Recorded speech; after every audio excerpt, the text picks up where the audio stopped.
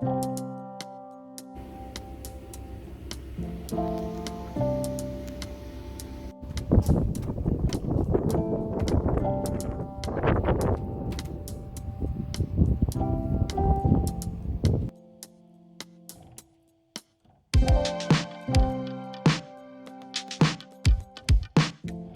today's episode of RV Garage Living, we will go through some inclement weather, of course, and then Shawn is installing cedar pickets to put our solar panels up so that we can support the RV when we're out here doing work and tools and things so that we can shelter ourselves from the weather while we're here.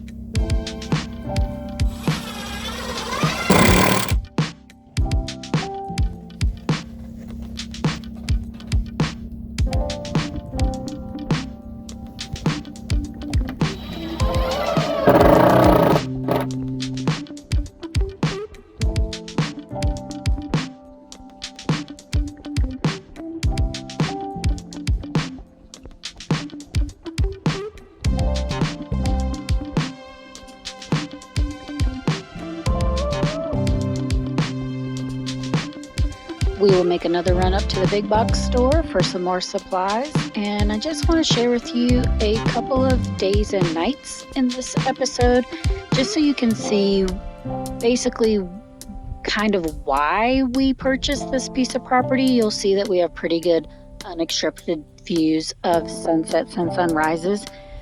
We do have various neighbors down our street.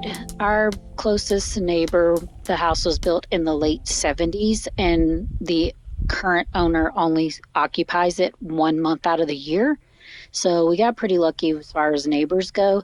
We do have a lot of BLM land around us, a lot of cattle and horse ranches around us, so it's pretty sprawled out.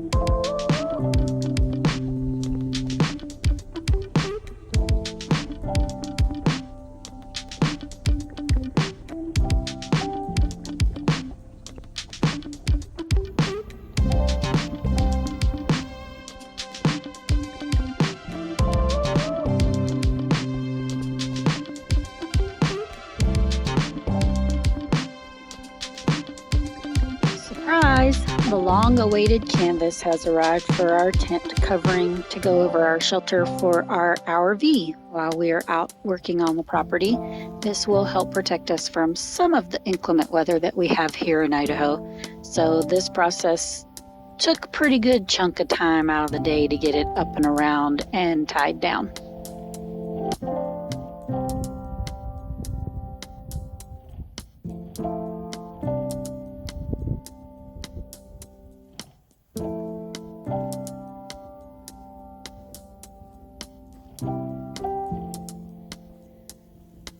Our RV is about 35 foot. With the bumper pool, it's about 40 feet. So this canvas doesn't cover the entire length of the RV. So we're going to keep that tarp that we originally put over the back end of the RV over the top of that, and then just layer this canvas on top of it.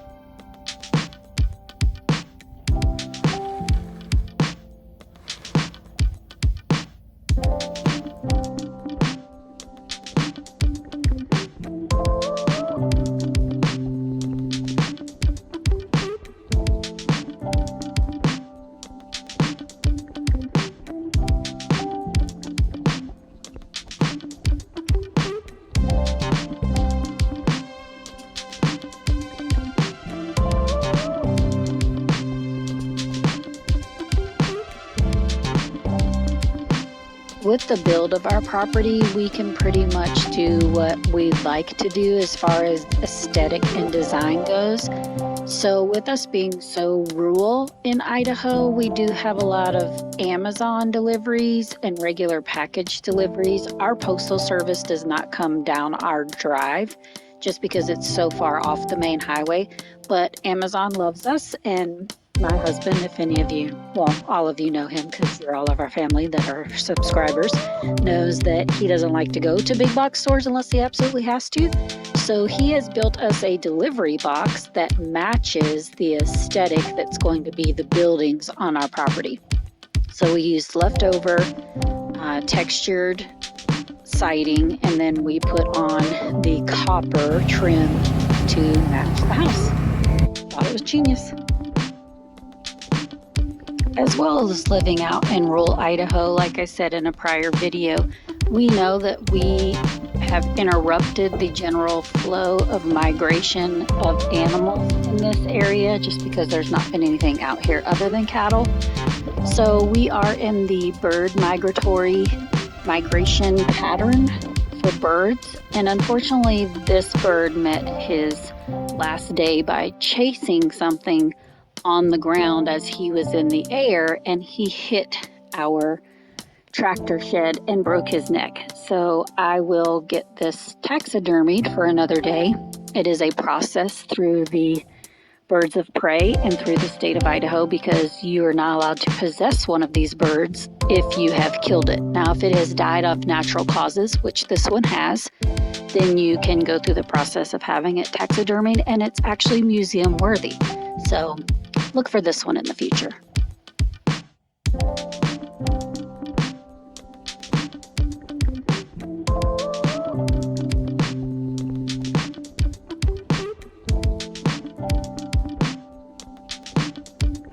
Like I said, this video is going to encompass several days in a row, but We received an unexpected visitor today from the county assessor's office, which, mind you, our property is posted as no trespassing.